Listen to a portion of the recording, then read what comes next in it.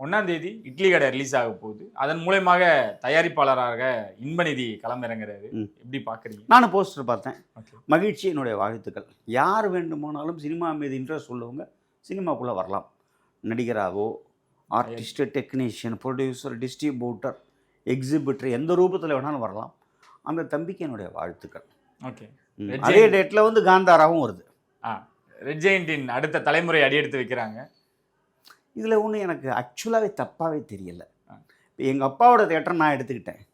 தப்பாக ரைட்டாக அது? கரெக்டு தான் சார். அதே மாதிரி அவங்க அப்பாவோட ஒரு பிஸ்னஸாக அவர் எடுத்துக்கிறார். தப்பாக எனக்கு நான் ஓப்பனாகவே, அதாவது சில விஷயங்கள் பிடிக்கும், சில விஷயங்களில் கருத்து சொல்லுவேன். இதில் என்னுடைய கருத்து இதுதான். எங்கள் அப்பாவோட சொத்தை நான் எடுத்துக்கிறதுக்கு எனக்கு உரிமை இருக்கு இல்லையா? நான் என்னை பற்றி மட்டும்தான் பேசுகிறேன். இருக்கு.